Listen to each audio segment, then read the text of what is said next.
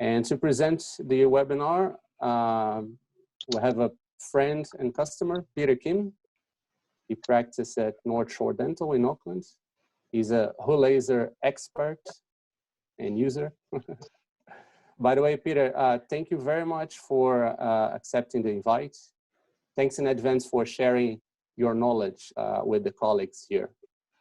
No worries. Thanks for having me here, and hopefully I can be of some assistance to some of you guys.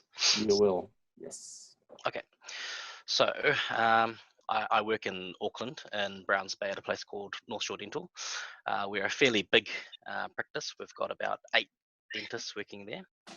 And I've been up here for about, this is my 5th year coming up. And yeah, I invested in the K2 laser through John. I think it was around sometime last year. I actually found out about it online because I was in the market for getting a diode laser, and I didn't realize that there was a distributor here. So fortunately, me and John go a while back, so I got in touch with them, and things have been obviously really smooth. Obviously excellent customer service, and they're really approachable, and they're quite responsive. So obviously those things, I'm speaking for myself as a clinician, but I'm sure a lot of you guys here tonight will appreciate that as well. Look, if there's any issues, they're onto it, and they'll respond very quickly for you. And so I guess I'll just talk a little bit about some basic history of lasers, and obviously we'll talk a little bit about the K2 laser, and I'll try and share some clinical tips and scenarios of my experience using it. So one of the first things that I learned, I didn't realize that laser is actually an acronym, and it stands for light amplification by stimulated emission of radiation. And to be specific, it's an electromagnetic radiation, and I'll touch base on that a little bit later on as well. But I mean, if you're technically inclined, this is sort of a more technical definition, but in a much simpler term, it just means that we can produce a very intense light source with the laser. And look, full disclaimer, I'm not an academic. I'm just a wet-fingered dentist, and I kind of accepted the offer to come and share my thoughts of using this laser. So much of my presentation is going to be talking about more the practical application of the laser rather than the nitty-gritty science behind it. But I would strongly recommend going to a proper hands-on course. I was fortunate to go and study with Professor Laurie Walsh in Australia a few years ago. And obviously, for those who know, we've got our very own Dr. Hisham Abdallah, who's based in Auckland, and they're both very knowledgeable in the laser field. And I'm actually waiting for the COVID thing to sort of settle down so I can go to one of Hisham's courses as well. But I know that in the past, in his social media, he speaks very highly of the K2 laser as well. So in terms of a general broad classification of lasers, there's actually many different types. Class 1 lasers, they have no biological, I guess, hazards, because the actual laser compartment's completely sealed off when it's in operation. So think of like your CD players, your DVD players, and laser printers. So they all use laser technology as well. Class 2 lasers, like your small laser pointers, they're devices that can emit up to a certain milliwatt of power output, and these also are safe in that they have no sort of damage to skin or burning things.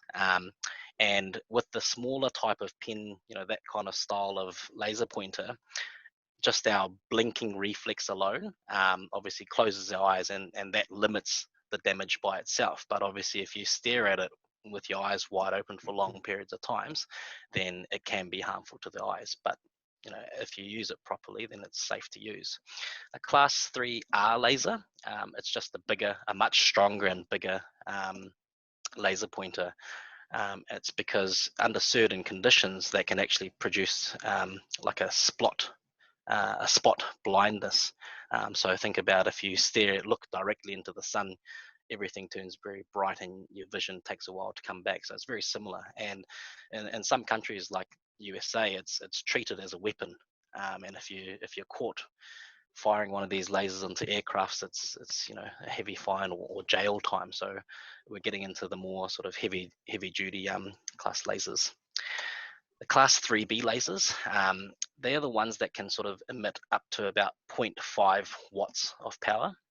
And these are definitely an eye hazard, and skin can be burnt as well at higher levels. But think of things like at physiotherapists or chiropractors and beauticians, they use laser therapy to help, you know, exfoliate the skin and whatnot.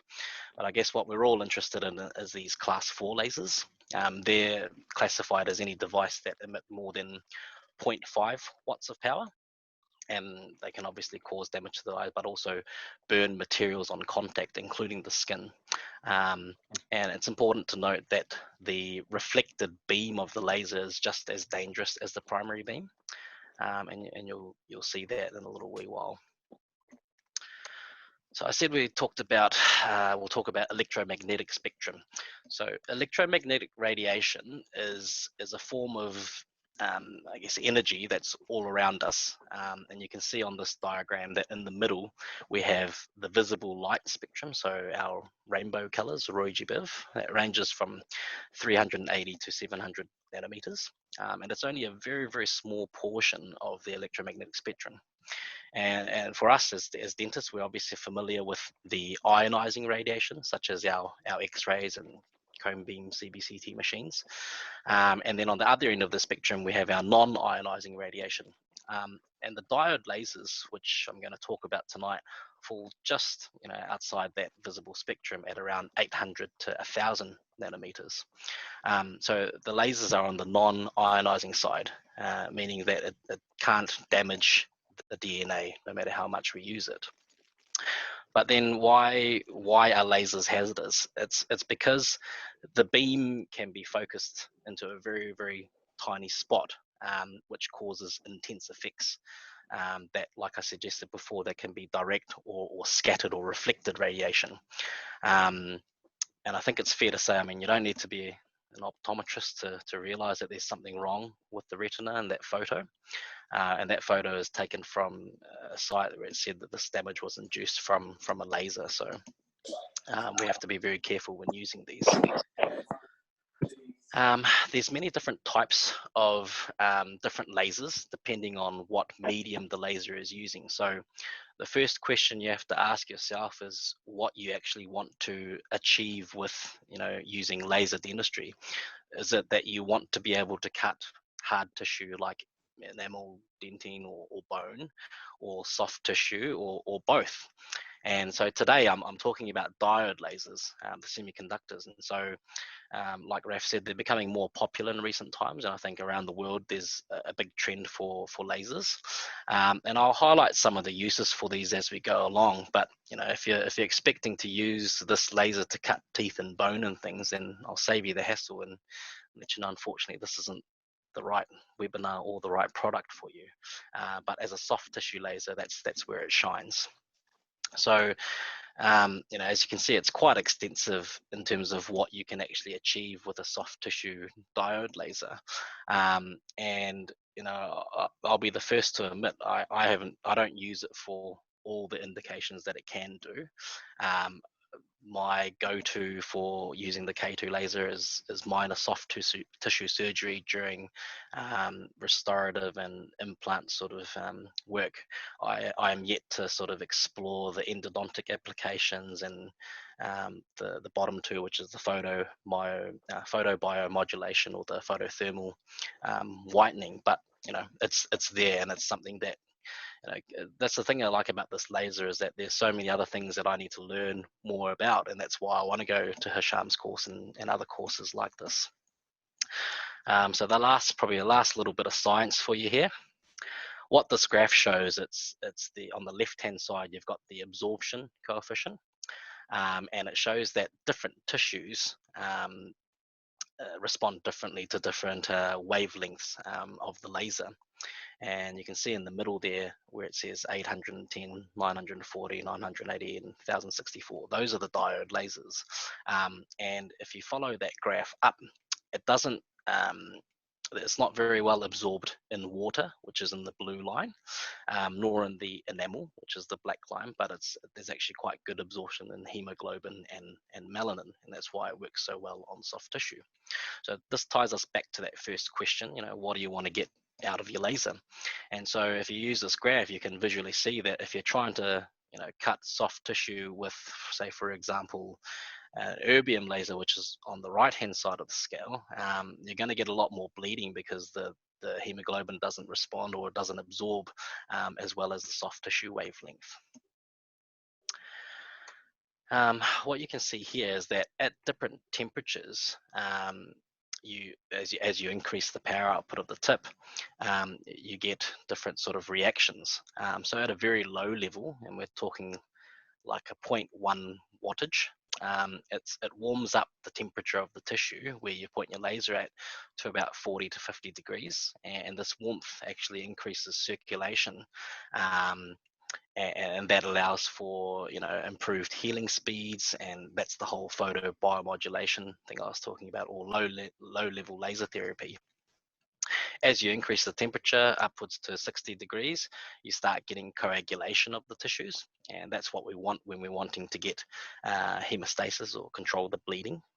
And if we go even higher, that's when you get the tissues, they sort of melt over each other, sort of like suturing it together to promote better healing. And the power wattage is around 0.5 watts for this.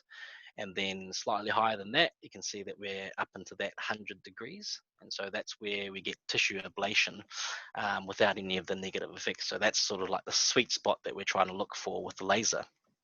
And if we go even higher, upwards of like 200 degrees, then you notice that we get this thing called carbonization. That's basically charring of the tissues, and it looks very, very black. And that's something that we want to avoid, because that means that either the energy setting is too high or you're moving the laser too slow. And so hopefully that will make a little bit more sense as we go on. So obviously the lasers, like I said, are becoming more popular because of various different reasons. But basically the important thing that I like is that we can have really good hemostatic control. So we don't have to fiddle around with astringent or chemicals or retraction cord or anything like that. It's done, zap, and the bleeding stopped almost immediately. And there's plenty of studies. I mean, like I told you, I'm not an academic, but I've seen plenty of studies that show that wounds actually heal better and faster when using a laser as compared to a traditional scalpel blade. And it reduces the incidence of post-operative infection as well. And similarly, you get decreased swelling and things like that, and scarring. And overall, I guess this is a bit of a debatable point, but it promotes reduced surgery time as well. But you could argue someone who's not very surgically capable with a laser will be much slower than someone who's very capable with a blade. So take that with a pinch of salt. So in terms of the lasers, we know now that they generate energy in the form of light energy, and that's going to be absorbed by whatever the substance we cast that light onto. And so these are some of the considerations that we need to be thinking about in terms of what we want to achieve with the laser. The wavelengths ranges from 800 to 1,000 nanometers, depending on different manufacturers, and that'll all have slightly different effects, as you'll see from that graph before. But to be honest, from my personal experience, I haven't found a very, very big difference. So I'll show you the laser that I used to use in the past, and that's around 800 nanometers, and this K2 laser's 980. And look, I find that it's clinically probably not so relevant. But you know, I'm happy to be proven wrong, but I may be using it incorrectly, but that's sort of anecdotally what I found. They're both just as effective, but there are a lot of advantages about the K2, which I'll talk to you about in a second. Obviously, the amount of energy output, pretty self-explanatory, I hope. So the more energy, obviously, the more effect. The mode used, that means that you can use the laser in a couple of different methods. There's a continuous mode, meaning that the laser beam is firing constantly at a given power outage. Pulsed means that you have gaps in between it. So it's like a tap, tap, tap, tap, and in between every tap, there's a little space that allows the tissue and the laser to cool as well. And there are some advantages of using that, and I'll talk about that in a little while. The focal point, which means the distance from the tissue, whether we're directly contacting the tissue or firing the laser from a distance away, has an effect. The tip initiation, which there's another little section on, affects that as well. And the speed of how you use your laser. So slower speeds mean that more energy is delivered to that site, which means a thicker, deeper incision with your laser as more tissue is affected. And the width or the size of the tip has an effect. So, excuse me, a focused beam delivers more energy than a spread out beam. So I like to use the analogy of a magnifying glass. If you use a magnifying glass and you concentrate the sunlight, you can burn through a piece of paper. So that's sort of the principle behind that. So this is just a quick bit of research that I did. As you can see, there's a whole heap of different diode lasers around, and there's probably more. And they all have different configurations. And so you can see some have a much more bulkier sort of unit that comes with it. Some are a little bit more compact, some have foot pedals, some don't. As you can see, they all range in different wavelengths. The laser that I was using previous to this is the NV micro laser on the bottom left there. So that's at 808 nanometers, and that I'll admit it's a fairly nicely designed soft tissue laser as well. They're all fairly lightweight and portable, but the NV laser is quite nice because there's no benchtop unit. It's just the pen-like, but there is a foot pedal that goes with it. So, you guys are here to want to know about this beast here, which is the K2. And immediately you should be able to see one of the biggest advantages of this diode laser, in my opinion personally, is that that's the whole unit right there. There's no benchtop unit, there's no foot pedal. It's all compact into like a nice pen-like device.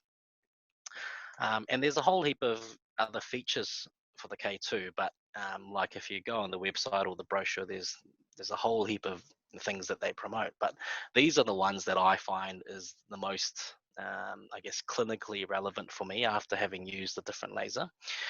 And it's the most breakthrough sort of achievement that I think they have done is that they have an adjustable optic fiber, meaning that you can actually change the length of the tip of the activating tip at the end. So if you've got a very, very deep margin that you want to treat, you can extend that post, whereas other lasers, they have either disposable units or prefabricated tips, and you can't alter that that length of the tip.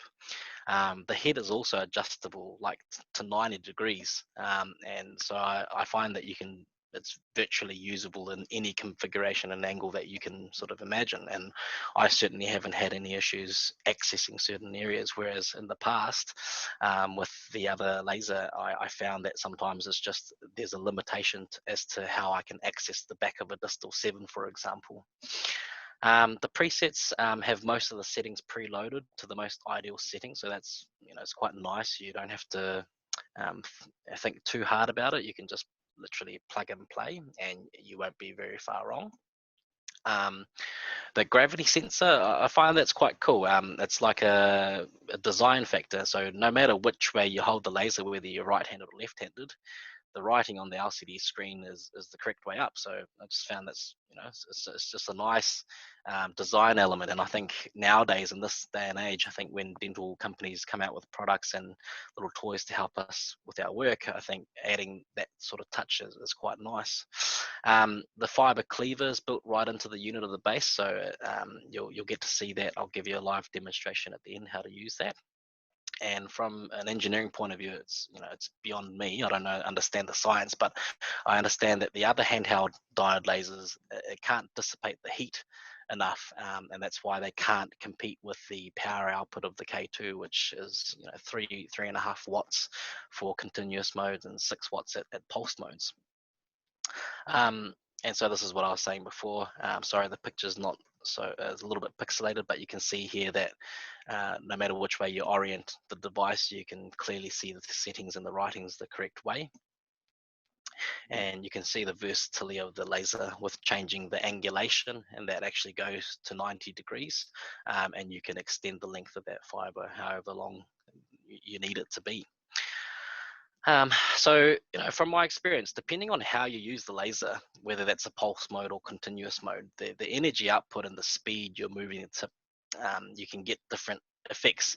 And personally, I found that you need to play around with these different factors to find what works well for you in your hands. And I found that as dentists, you know, we're quite familiar with a contact approach, given that most of what we do involves, you know, a handpiece and a burr touching a tooth. So we get that tactile feedback, and the laser can be used in that same way. And that's probably why, admittedly, I haven't delved into those other sort of modes that we can use the K2 lasers, just because, you know, I'm still inexperienced in that field, but definitely contact mode is something that that comes very natural. One thing about the tips is that the diode tips, as you can see on the left here, you think that the laser beam fires out directly in a straight line, but it actually diverges 9 degrees either way, or around 20 degrees the total angle. So the further we're away from the tissue, the less intense the beam gets. But when you initiate the tip, it focuses the laser beam to more like the picture on the left, into a straight line. And there's lots of online resources like YouTube videos that show you the demonstration of how to activate the tip, but basically use a piece of cork material or articulating paper, and you're going to singe the end of the material, end of the fiber tip with either of the material, and that sort of converts the laser energy into a heat energy, and that's how you get the tip activated right at the end, rather than splaying out like a big flashlight. So in terms of the clinical tips or general principles you should follow for using the laser, I think the key is that you try to use short paintbrush-like strokes, and you want to be, you know, keep moving fairly quickly. You don't want to just rest the tip in one area for a long period of time, and you want to make sure that you avoid tissue debris accumulating on the tip, because obviously if something's covering it, the laser beam isn't coming out as effectively.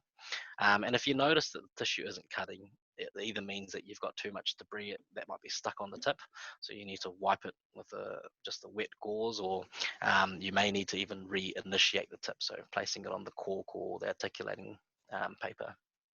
If you start to see there's some white blanching or that black charring that we talked about before, that means you're either going too slow or your energy output is too high. So what we want to look for is, you know, the tissue should still look moist, but have like a tanned look to it, but not, you know, charcoal black.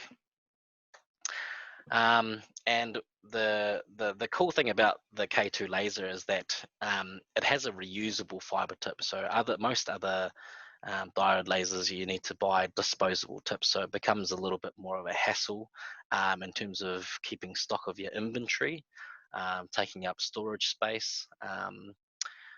But with this, you'll find that you just need to cut off the tip periodically to make sure the optic end is working well. And then when you need to trim it off, you'll see there at the bottom of the unit, there's a built-in cleaving tool at the bottom. And it's important to note that that's not actually the instrument to cut your tip. you use it to make a little score on the actual fiber, like a little line, and then you break off the unwanted portion, and then you have a brand new tip. The manual's got obviously a detailed instructional diagram on how to do it, but I'll try and show you as a demonstration at the end as well. There's also a little stripping tool, which is the little tool on the right hand side that you use to remove the protective cladding around the actual fiber optic tip as you keep using it more and more. When you start using the laser, one of the things that you'll find is that when you cut tissue, it creates a smoke byproduct, and it's called a plume. It smells pretty bad, smells like burnt tissue, and it can actually irritate your eyes and upper respiratory tract. And because of the smoke, obviously, you can't see what you're doing. So it's important that you have, high volume suction working very close by. So you're having your assistant work closely with you, just like as you would with the high-speed handpiece to catch all the water. And another reason why it's important is that the HPV, human papillomavirus, it can actually survive the combustion and remain infective in that plume of smoke. So it's important that you have the good high volume suction next to it. So hopefully you can appreciate that there are possible dangers to you and your patients and your assistant and your support staff when you're using a laser. You need to have the appropriate protective eyewear. And one thing about the eyewears is that each different wavelength, you need a different set of glasses that are protective for that particular wavelength. So if, for example, you're using the K2, which is a 980 nanometer wavelength, but your safety glasses were intended for, let's say, 810 nanometers, then you are going to damage your eyes or your patient's or your assistant's eyes. So make sure that you need to make sure that the correct safety glasses is applied for whatever laser you're using. It's also important to you have a sign on your surgery door to make sure that no one accidentally walks in during the surgery if you're using the laser and have inadvertent eye damage. And obviously the safety glasses are all supplied when you purchase the K2. I believe there's 3, so a pair for you and your assistant and one for the patient as well. One of the tips that I have is, if you have a very compliant patient, I find sometimes that I just tell them, hey, look, we're using a laser, it's damaging to your eyes, and they've already got our safety glasses on and they're happy to keep their eyes closed. That's what I have found with some of my patients, but wherever possible I do try and place the safety glasses on. So finally, I thought I'd just show you a few different cases that I've had with my sort of relatively short time using the laser. Like I said right at the start, I do use it mostly for soft tissue work around restorative work. So that's simple restorations or crowns or implants and things, exposures, and also to get hemostasis and sort of an alternative for retraction cord. I'm still sort of tweaking my workflow. Sometimes I will take an impression with just a laser around my crown margin. Sometimes I'll do a laser to help control the hemostasis and as well as use a retraction cord. So I'm still tinkering around with what works well for me. But this is a case here. Lady had an old crown on the 2-1 that she was unhappy with the recession. Just lasered around and just tried to even up the margin, and we've got a much more I guess appropriate gingival zenith and profile around there. This is a case where I show the potential of the laser. So I've lasered the mesial surface of this canine, and you can see that virtually all bleeding has stopped, and I've intentionally left the back half, and you can see how well it controls the bleeding. Yeah. This one here, deeper sort of restoration, so you can kind of imagine where the gingival line used to be, and I use the laser just to go all the way around until I expose the margin of the decay, so I can visually see where the restorations need to end. Obviously, I mean, I'm not trying to teach you how to do dentistry, but obviously an important consideration is knowing your biologic width and whether that's, whether you're encroaching in that space. Fortunately, this particular case, I told her from the start that, look, it's not looking so great because that probe was just going deeper and deeper before I lasered everything off. Unfortunately, this one had external resorption, and so the tooth, the endodontist claimed that we should remove it and plan for an alternative replacement there. Some more crown and bridge work. This is probably when I first started, and you can sort of see that more of that charring look. So either my technique was slightly too slow, or my energy setting was a bit high. So you get that burnt look, and this is showing it more from an occlusal view. So you can see you actually can get quite a good physical retraction, because we're sort of ablating the tissue around. So when we come to impress, you can actually see, or your technician, I should say, should be able to see the margin quite clearly. Obviously, this is a rough photo that I took mid-surgery, but we obviously clean all that up to get a nice optical impression. Some more deep margins on the upper molar, just to expose the margin to gain a better seal with a matrix band, or some sort of unit to help restore the tooth or temporize the tooth. And likewise here, so this is a combination case where she had quite deep caries into proximity, but I couldn't justify breaking that distal marginal ridge, so we've kind of gone for a buccal access, but there was just a lip of tissue that was growing there, so I've lasered that off, but also placed retraction cords. So I'm not going to teach you how to do your dentistry, but you'll find that sometimes laser alone is sufficient for your needs, or sometimes you'll need a combination of both. And likewise, same again, this is actually a very, very deep margin, but a lot of times I use the laser to help me assess whether this tooth is restorable or not. And unfortunately, this one, the fracture was too oblique, and I don't think that we would have been able to seal this well enough. So he's off to get an implant with a surgeon as well. And this is probably the most, satisfying use of the laser so far, is that this is a root canal treated tooth, but she's obviously shaved off that distobuccal cusp. But I was able to actually expose obviously the margin completely, place Tophomire and a combination of Tophomire and sectional matrices, and we could actually restore this somewhat. But she knows that the tooth is not in great shape, but trying to do that conventionally, either with a scalpel or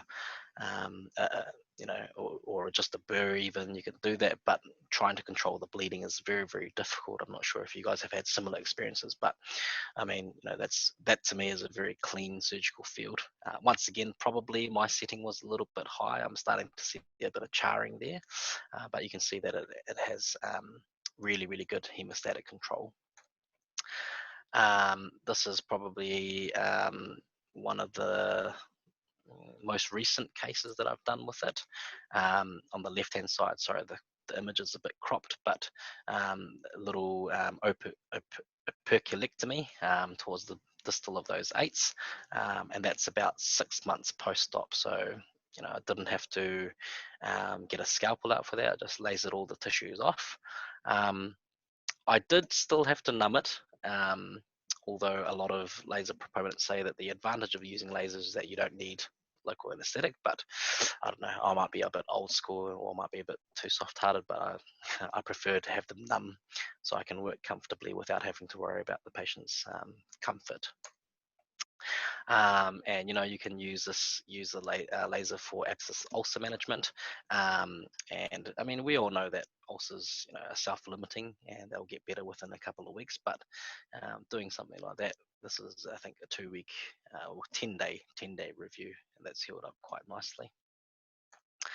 And there are some other examples that I don't personally use, but if you're periodontally inclined, there's a lot of research actually about low level laser therapy, and it helps clear up the pathogens in the periodontal pockets, as well as pain management. Well, that's quite an interesting paper, how using a laser actually produced better post-operative pain levels.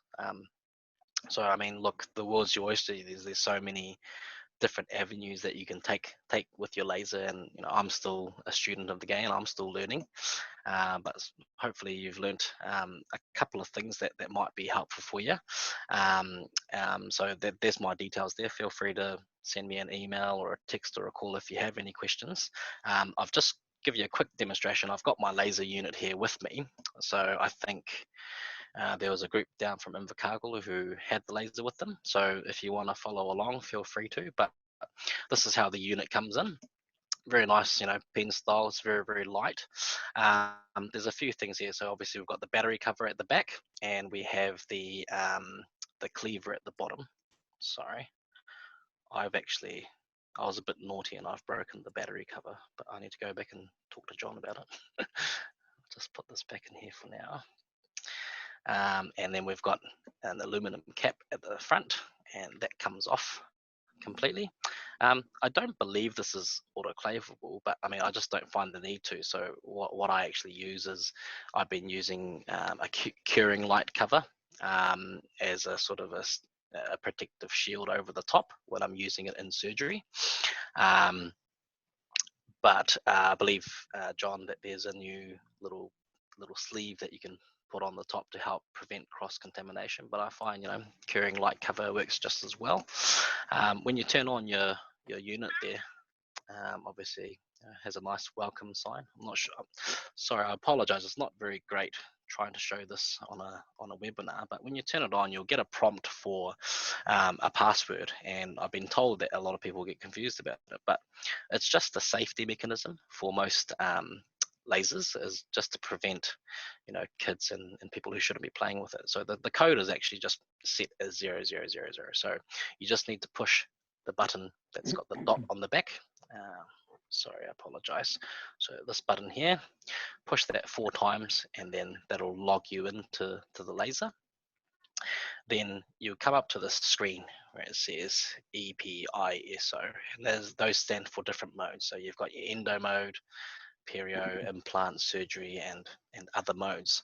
I myself personally, as you saw from the case examples, I go into my surgery S mode, and I select the gingivectomy mode, and then that's our setting there, which is at 1.4 watts, and that's on manual. And that's basically how I use my laser. I haven't been brave enough to explore the other adventures, but hopefully you guys can share some feedback on how you guys are finding it. But if you cycle through, there's all the different presets there available.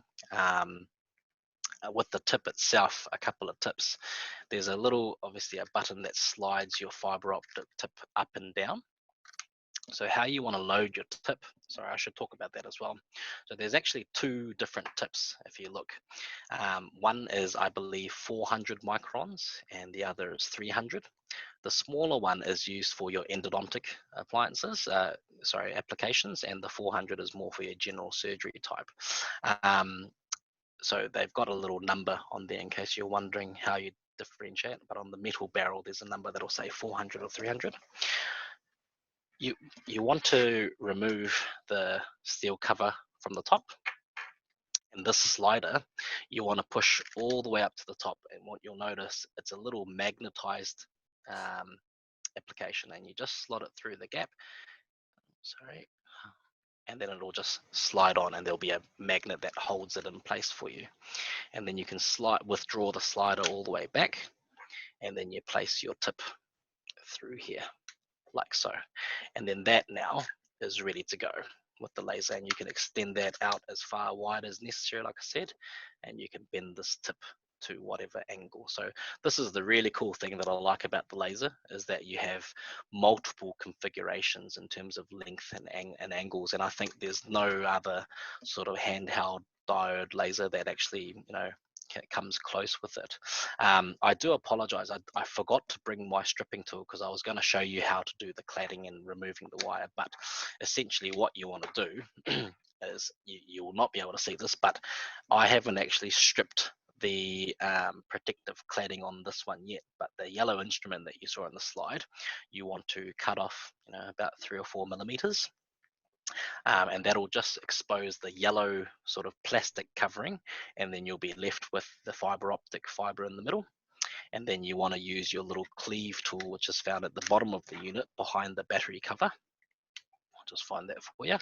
So it comes off at the back here, you lift that up, So this thing here, you're not actually going to use this little sharp tool to just hack away at the fiber optic. You want to put it on a nice flat surface, and you want to just make a nice straight line. And then what you do is you grab it with two hands, and you grab the shorter end where you're going to cleave it off, and the other hand, and you just literally snap it like a sprig of pasta, I guess is the best way to describe it. So this tool is not a cutting tool.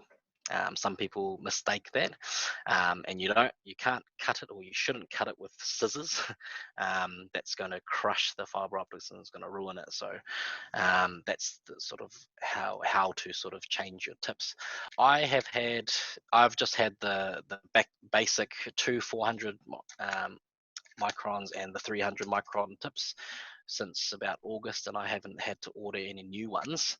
One of them is starting to get a little bit short now, where even if I push it as far up as you can go, it doesn't actually engage as much.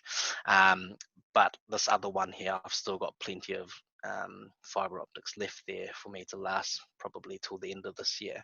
So if we want to talk about sort of more economics of things, I think these are really fairly cheap. I don't even know how much they are. Maybe Ref or John can chime in, but they're very affordable, and as you can see, they last quite a long time. One tip that I'll probably suggest, because I'm not doing a lot of non-contact use with my lasers, I use both my general tips as cutting tips, but if you'd like to use them for the various different applications, one good thing probably is to leave one tip initiated and one tip not initiated, and then you can alternate between the two fiber optics depending on what you want to use. Because if not, if I initiate this tip and then I want to use it non-initiated, I have to cleave off a bit and start fresh again to have it non-initiated. So hopefully that makes a bit more sense if you guys start exploring those other options. But I would say probably 70% of the use as a general dentist would be to use it as a contact tip. So that's how I've been using it. But look, there's no right and wrong. If you guys have multiple clinicians like down in Invercargill, you guys could invest in just a few more tips, and every surgeon can have their own tips and they can handle it the way that they want to. So if it's initiated or non-initiated. And like I said, they're the cheapest chips, and compared to sort of competitor brands where they can get quite costly, especially as they are single use, this one is great. You can just keep using it over and over. You just autoclave it. So to take it off at the end, one tip also is to make sure you clean it really, really well, because you'll get tissue debris clogging the end, and then when you try to remove this cap, it doesn't come off cleanly. So making sure you visually inspect it, just use a bit of gauze and scrape off any tissue, and then to remove it, you want to withdraw your fiber optic all the way back, lift off the cover, extend this all the way out again, and you'll see that the little metal portion gets exposed, and you want to grab it by that point and pull out, not by the fiber optic, because this can break quite easily. So grab it by there, and it's a light pull for the magnet. This gets autoclaved in your normal 134 cycle, and the rest of this can just be wiped down with a bit of light, either alcohol or whatever sort of clinical wipes that you're using. Any questions, Kelvin and Toothworth? Just wondering about the extraction socket. Do you use the laser to achieve hemostasis that way? No, I mean I'm still pretty. I'm a youngish dentist, but I'm pretty old school. I haven't used it, but I can see the application of it. If I'm being very honest, I think that I just don't know what the clinical implications would be, whether you have a huge advantage. I mean, good old gauze in a couple of minutes is probably going to take you the same amount of time to get hemostasis of an extraction socket. That's sort of my opinion, but I think there's probably going to be quite a few good advantages of using it, in terms of, like I said, there's plenty of studies out there that show that the use of laser reduces post-operative pain and swelling. So yeah, I mean, I personally haven't, but I wouldn't rule out that you can't do that. And if it works well for you, then great. Feel free to share back and teach me how you guys implement it. another question. Have you used it to help people with cold sores at all? Look, I personally haven't, because like I don't work full time. I work part time, and I am mostly surgery based, but I have actually seen it at multiple different laser sort of presentations, and that it can be applied that way as well. And the idea is that it reduces the obviously the symptoms, but the recovery time as well. So you can use it in that same sort of non-contact method. So like I was talking about before, if you're finding that you have quite a few patients who you'd like to help with that, it might be worthwhile having a set of tips that aren't initiated, so you can use it like that. Do you mind showing me again how you got into the mode and all that stuff again? The mode. Yep. Yeah.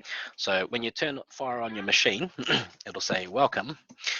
You push the little button with the dot on the bottom. There's an arrow key left and right and a dot.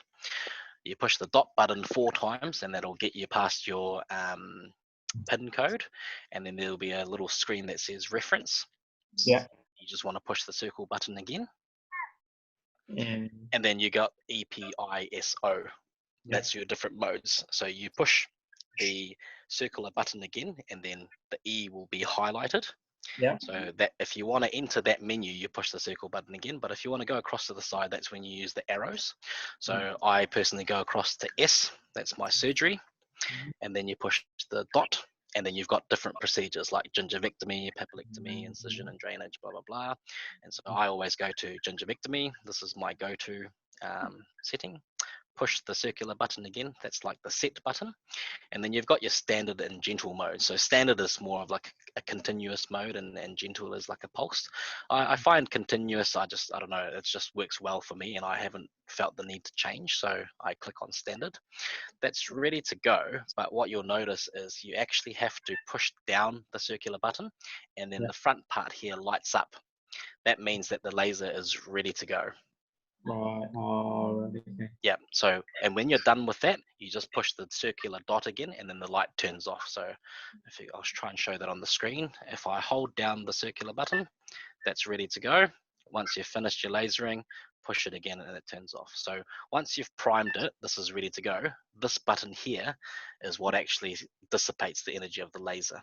This little circular button here. So you use it like a pen, and you push down on this button, and you do your lasering, and then you push the circular button, and that uncharges it. Cool. Yeah. And yeah, feel free to have a look around, because there's lots of cool little well, I'm sorry, John and Raf, but a few gimmicky things that I haven't had times to explore. But I think, if like technology, I think if used well, it's probably comes in quite handy, but I just haven't felt the need to use it yet. But there's automatic emission mode. So if you're having to laser off a whole, I don't know, 6 to 6 or something, it can get quite tiring holding your finger down. But there's an automatic emission mode where it's just constantly firing, and you don't have to hold anything, and you can just hold the laser, and it does everything. But my usage is fairly short around a particular tooth, so I haven't found the need for that yet. But feel free to explore around. And then also, once you're in there, I'll just go back to the setting for you. So if we go back into this, and you want to say, for example, change the power outage during it, when you've got that setting on, you just tap the circular button once, and then the power 1.4 watt is blinking. And then you can use your arrow keys to go higher or lower. You don't have to sort of go back and reset everything else. But yeah, so that's a way to sort of adjust things. And then you can change also your pulsed modes or your manual modes as well by cycling through. So yeah, I mean, get familiar with it. I still sometimes get the buttons wrong, but there's basically a left and right or up and down button, and the circular button is the select button. So yeah, you'll get used to sort of maneuvering around. Sorry, how do you get out of the mode? Say if I mispress something and we get into. How do you go back? Yep, the back button is, I believe, is the first arrow. So if you hold that down, it'll take you back one screen. Oh, yeah. So that goes back to the previous one that you have, and you can change the, like I turn down the voice because I find it gets a bit annoying, but you can turn down the volumes and things and the beeping and whatnot. yeah, there's a lot of cool things that you can do with it, but just like anything, you just need to sit down and play around with it. I mean, I just literally sat here and played through every single button, but I found that I don't need to use all of them. But when I first got it, I definitely went through and just played with all the buttons. So yeah. Oh, and I think one important thing as well is with the batteries. I found that with one battery, I think it would sometimes last me like a month before I needed to recharge anything, because you're using it for such short exposures anyway, right? But one problem that I found, which was partly my mistake, is I left the spare batteries in the charger 24/7 in my surgery, and I think that sort of dissipated the battery life. So I just recently replaced those with John, but I think that sort of fixed the issue. But once they're fully charged once, then just keep them aside in a separate, cool cupboard drawer. And then, like I said, I don't think you actually need to, you'll find that you don't need to replace the batteries very often, because it's quite friendly in terms of usage. But that also obviously depends on how much laser use you're using. If you're using it every single patient and everyone's using it, then yeah, you're going to cook through those batteries, so you might need a few backups. But great thing about this, like the consumables, is that everything's quite affordable and cheap, and I believe it comes with 2 spare batteries anyway when you first purchase it. So yeah, I haven't had to constantly recharge the batteries or anything like that. I feel a bit sorry, because I'm not a laser expert. I'm just a general dentist, but I mean, it's I don't get endorsed by John or Raf to talk about this, but I just really like it as a product. That's why I said yes, I'll give this talk, because I'm not a professional speaker. I'm not on the speaking circuit, but I just genuinely have a really good time using this product, and I think the more people know about it, the better, and the better care that the patient's going to get. All right. Okay, have a good night, everyone. Thank you. Cheers. See you guys later. See you. Bye-bye. Bye.